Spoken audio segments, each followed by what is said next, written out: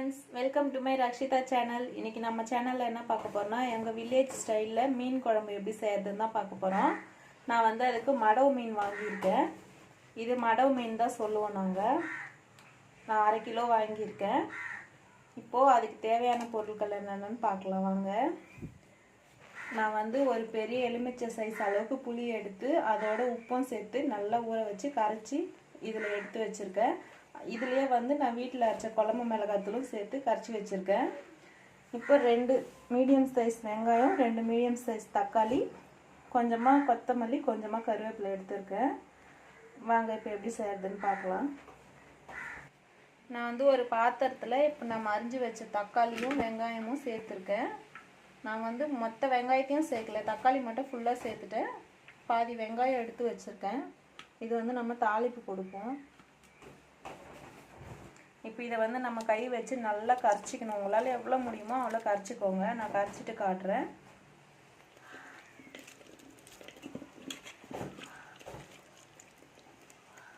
பாருங்க, நான் இந்த அளவுக்கு நல்லா கரைச்சிட்டேன்.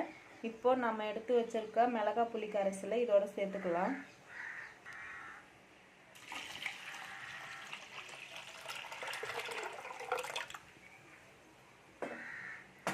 இப்போ இதோட நல்லா போட்டு இன்னொரு முறை நல்லா கரைச்சி எடுத்துக்கலாம். நம்ம எவ்வளோ கரைக்கிறோமோ அவ்வளோ டேஸ்ட் கொடுக்கும். நம்ம தக்காளி வெங்காயத்தை வந்து வதக்கி செய்யாதீங்க எப்போவுமே. அது வந்து ஒரு காரக்குழம்பு டேஸ்ட் தான் கொடுக்கும். நீங்கள் இந்த மாதிரி செஞ்சு பாருங்கள். உண்மையிலே மீன் குழம்பு ரொம்ப செம்மையாக இருக்கும். ஒரு முறை இந்த மாதிரி செஞ்சு பாருங்கள். பாருங்கள், நான் நல்லா கரைச்சிட்டேன். நீங்கள் எப்போவுமே இந்த மாதிரி கரைச்சி செஞ்சு பாருங்கள். தக்காளி வெங்காயத்தை அவ்வளோ டேஸ்ட்டாக இருக்கும். அதோட சாறுலாம் அதில் நல்லா இறங்கி இருக்கும். நீங்கள் வந்து வதக்கி செய்யும்போது அது வந்து ஒரு காரக்குழம்பு டேஸ்ட்டில் தான் இருக்கும். இப்போ நம்ம எடுத்து வச்சுருக்க கருவேப்பிலை கொத்தமல்லி இதில் சேர்த்துக்கலாம். சேர்த்து லைட்டாக கரைச்சி விடுங்க. ரொம்ப கரைக்க வேணாம். கொத்தமல்லியும் வந்து அதிகமாக சேர்த்துடாதீங்க, கம்மியாக சேர்த்துக்கோங்க. கருவேப்பிலை வந்து நிறைய சேர்த்துக்கலாம். மீன் குழம்புக்கு கொத்தமல்லி அதிகமாக சேர்க்காதீங்க. சிக்கன் மட்டனுக்கு தான் நம்ம வந்து எப்போவுமே கொத்தமல்லி அதிகமாக சேர்க்கணும். ஃப்ளேவர் நல்லாயிருக்கும். மீன் குழம்புக்கு வந்து அந்தளவுக்கு கொத்தமல்லி ஃப்ளேவர் நல்லா எடுத்து கொடுக்காது. ஆனால் கருவேப்பிலை நல்ல டேஸ்ட் கொடுக்கும். வாங்க, குழம்பு கூட்டியாச்சு. இப்போ நம்ம எப்படி தாளிக்கிறதுன்னு பார்க்கலாம். பாருங்கள், நான் ஸ்டவ் பற்ற வச்சு சட்டி வச்சுக்கிட்டேன். அதில் தேவையான அளவுக்கு எண்ணெய் சேர்த்துக்கிட்டேன். சட்டி காஞ்சதும் நீங்கள் வந்து மீன் குழம்பு எப்போவுமே மண் சட்டியில் செஞ்சு பாருங்கள். டேஸ்ட் அப்படி இருக்கும். நான் எப்போவுமே மீன் குழம்பு வச்சேன்னா மண் சட்டியில் தான் செய்வேன். நீங்கள் ஒரு முறை செஞ்சு பாருங்கள். எண்ணெய் காஞ்சதுக்கப்புறம் நான் கொஞ்சமாக கடுகு சேர்த்துக்கிறேன். ஏன்னா இதில் நான் வடகம் சேர்க்க போகிறேன். வீட்டில் செஞ்ச வடகம் தான். இங்கே பாருங்கள், இந்த வடகம் தான். இது என் அம்மா எனக்கு செஞ்சு கொடுத்தது. இதில் வந்து வெந்தயம், கடுகு, வெங்காயம், பூண்டு, கடலைப்பருப்பு, விளக்கெண்ணெய் இதெல்லாம் சேர்த்து செஞ்சுருப்பாங்க. உண்மையிலே வாசனை சூப்பராக இருக்கும். இதை போட்டு தாளிச்சிங்கன்னா மீன் குழம்புக்கு இன்னும் டேஸ்ட் அதிகமாக இருக்கும். வாசமும் செம்மையாக இருக்கும். வாங்க, கடுகு வெடிச்சிச்சா பார்க்கலாம். கடுகு வெடிச்சிச்சு. இப்போது நம்ம பாதி வெங்காயம் நிறுத்தி வச்சோம்ல, அதை இதோட சேர்த்துக்கலாம்.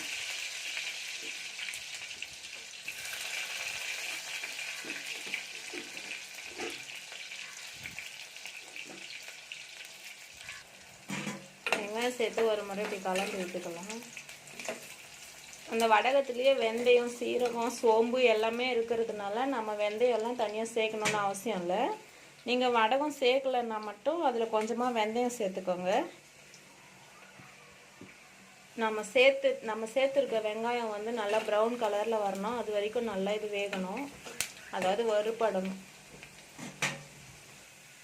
இப்போ வெங்காயம் ப்ரௌன் கலரில் ஆக போகுது. இந்த டைமில் வந்து நம்ம எடுத்து வச்சுருக்க வடகத்தை சேர்த்துக்கிட்டோம். நீங்கள் பாருங்கள், வடகத்தை சேர்த்த உடனே வாசனை எப்படி வருதுன்னு. நீங்களும் இந்த மாதிரி வடகம் செய்கிற வீடியோ நான் இன்னொரு நாள் போடுறேன். உங்களுக்கு வடகம் வேணும்னா நீங்கள் கமெண்ட் பண்ணுங்கள், நான் செஞ்சு காட்டுறேன். இங்கே பாருங்கள், வெங்காயம் நல்லா ப்ரௌன் கலரில் வரணும். ப்ளஸ் நம்ம போட்டிருக்க வடகத்தில் இருக்க கடுகும் வெடிக்கணும். அது வரைக்கும் கொஞ்சம் வெயிட் பண்ணுங்கள். இப்போ பாருங்கள், நல்லா வெடிச்சிடுச்சு. வடகமும் நல்லா கருத்து வந்துடுச்சு. இந்த டைமில் நம்ம கூட்டி வச்சுருக்க குழம்பு இதோட சேர்த்துக்கலாம்.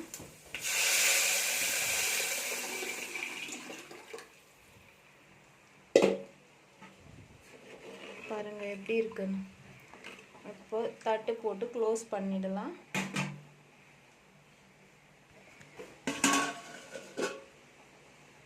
இப்போ கொதிச்சிடுச்சா பார்க்கலாம். பாருங்கள், நல்லா கொதிச்சிடுச்சு. நல்லா கொதிச்சிட்ருக்கு குழம்பு. இது அப்படியே ஒரு 15 நிமிஷம் நல்லா காயட்டும். ஏன்னா அதுக்குள்ளே இருக்க தக்காளி வெங்காயம்லாம் வந்து நல்லா வேகணும். அந்த மிளகாத்தூளோட பச்சை வாசனையும் போகணும். அதுக்காகத்தான் ஒரு 15 நிமிஷம் நல்லா காயட்டும். நான் வந்து மீனில் தேங்காய் வந்து மீன் குழம்புல தேங்காய் சேர்க்க மாட்டேன். இந்த மாதிரி புளி சேர்த்து செய்கிற மீன் குழம்புல தேங்காய் சேர்க்க மாட்டேன்.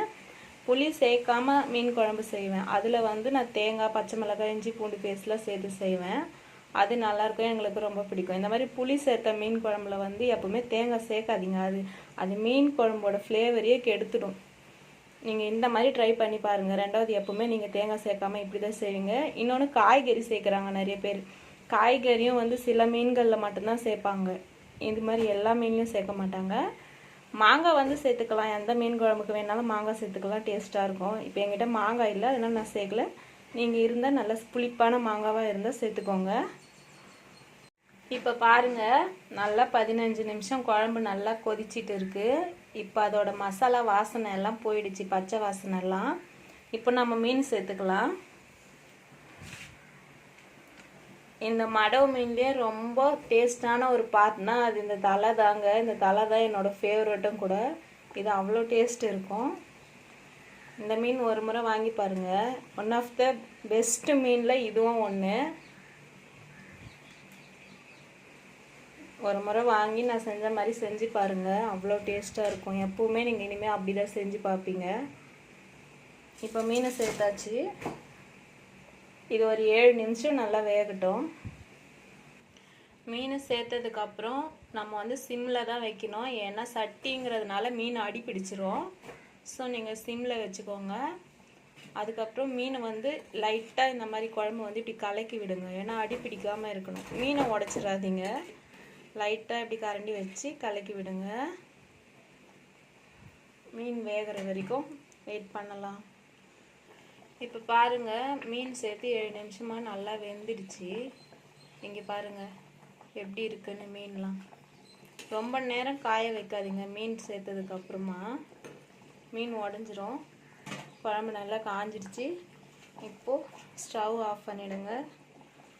ஸ்டவ் ஆஃப் பண்ணிவிட்டு கொஞ்சமாக கருவேப்பிலை, பச்சை கருவேப்பிலை அது மேலே தூவி சர்வ் பண்ணுங்கள்.